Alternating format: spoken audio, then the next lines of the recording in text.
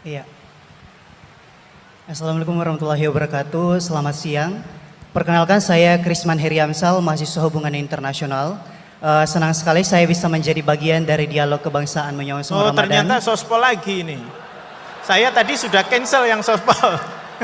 maaf. Jadi yang sudah kadung ya udah terus. Ya. Silakan singkat aja nanti ya. Yang satu sebelah sini. Terus terang saya mahasiswa non muslim dan saya mendapat banyak sekali insight dari beberapa penafsiran dari ayat Al-Quran tadi.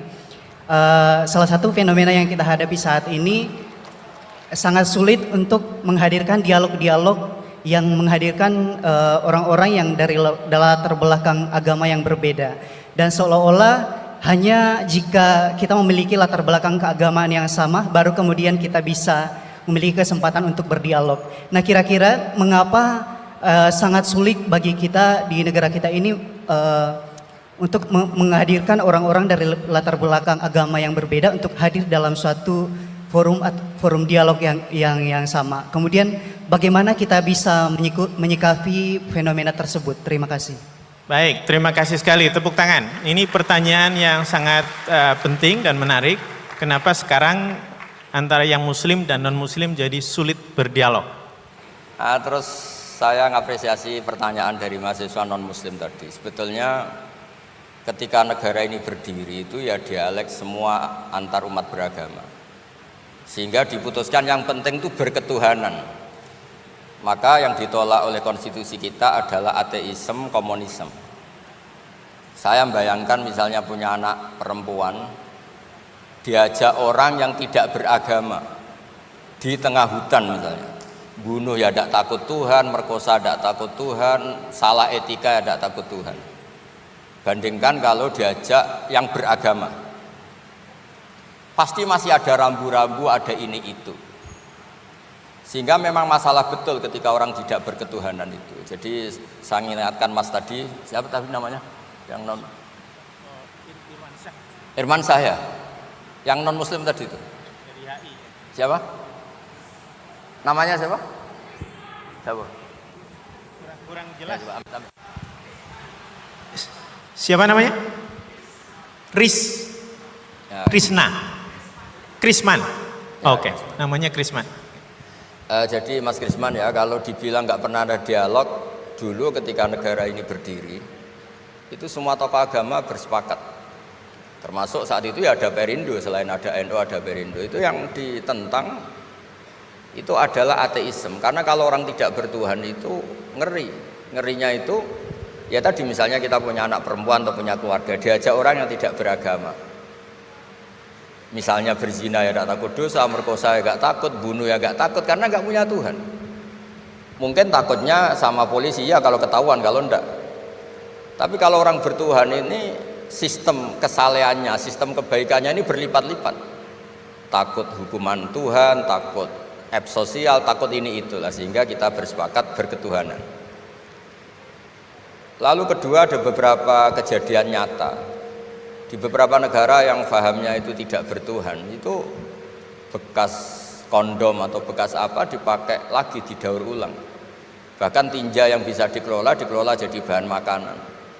Kalau yang beragama tidak, termasuk mungkin di ilmu medis ini tidak wilayah saya tapi saya cerita, mungkin masalah-masalah kayak ya apa hal-hal yang menurut kita dilarang, menurut agama mereka enteng saja. Misalnya bikin cadangan-cadangan organ tubuh dan sebagainya. Kalau beragama itu masih enak, aturannya jelas. Kalau nggak beragama itu repot. Sehingga saya cerita sedikit lagi-lagi karena kadung dipuji ahli Quran Pak Kures sama saya. Saya cerita. Dulu ketika Rasulullah itu sugeng masih hidup, itu ada kekuatan politik. Satu Romawi bertuhan, yang satu Persia tidak bertuhan, tidak berkitab suci.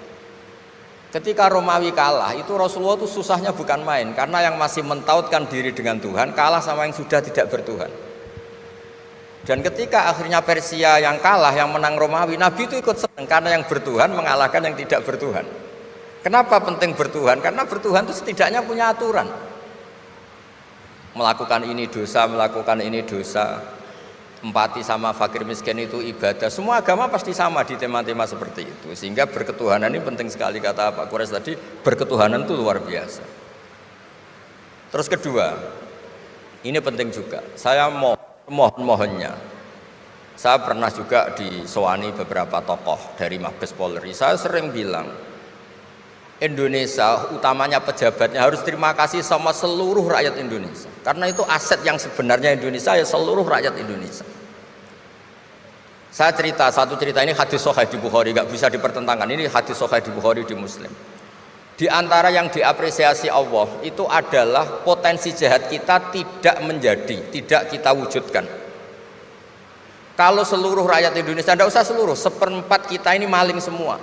Itu negara miskin kok, karena biayai kita di penjara 2 tahun, 3 tahun. Separuh kita mentalnya membunuh, habis Indonesia. 1/4 saja, 1/3 saja, 1/8 saja punya mental killer, itu habis Indonesia. Ketika rakyat kita, ketika tetangga kita, masyarakat kita tidak melakukan kejahatan, itu ketertiban yang sejati. Maka semua bentuk ketidakkriminalan yang dilakukan oleh rakyat Indonesia itu awal dari aset bangsa ini. Coba kalau semua orang mencuri, habis negara untuk biayai di penjara. Semua orang kriminal, berkahnya mereka tidak melakukan, Indonesia baik-baik saja. Sebab itu ketika ada sekian kebaikan, Nabi terakhir ngendikan apa? Takufu syarroka anin nas fa innaha shadaqatun minka ala nafsik. Potensi jahat kamu jangan kamu lakukan, itu sudah menolong peradaban. Para gadis tetap gadis karena nggak diperkosa. Orang yang punya kambing satu tetap punya kambing satu karena nggak dicuri. Orang yang berkarir tidak terhenti karena karakternya nggak dibunuh, tidak dihujat, tidak dihentikan, tidak disetop oleh cibiran, oleh bulian. Maka di antara 7 orang yang dilindungi Allah, fi dzillihi yauma la dzilla illa dzilluh, itu Nabi hanya cerita orang yang nggak jadi. Di antara yang diceritakan Nabi dalam sebuah hadis, saya ini lelaki sejati, sangat mencintai sepupu saya, dan saya mau ngumpuli dia, tidak mau sampai saya kasih uang 100 dinar. Setelah saya kasih 100 dinar, saya ingin ngumpuli dia dengan cara salah tentu. Dia gak mau dan berpesan, la tafuddal khatam illa bihaqqi. Kamu jangan ngumpuli saya sebelum nikah. Singkat cerita, pemuda ini gak jadi melakukan hal yang nista, yang gak benar. Itu sama Allah dijadikan wali, berkahnya nggak jadi. Jadi kalau potensi kejahatan kita tidak menimpa orang lain itu sudah luar biasa. Jangan nunggu berjasa kita dapat penghargaan setelah kita jadi kiai besar, jadi dosen UGM, jadi ini itu. Semua masyarakat kita yang menahan potensi kejahatannya itu adalah aset sejati Indonesia. Karena sekali mereka berkejahatan, entah itu mencuri, merkosa, habis. Harapan kita sebagai bangsa habis. Tapi selama ini nunggu ngapresiasi itu yang bentuknya fi'lu, yang bentuknya mereka melakukan apa, sebetulnya enggak. Tidak melakukan kejahatan itu sudah bagian dari kebaikan yang luar biasa.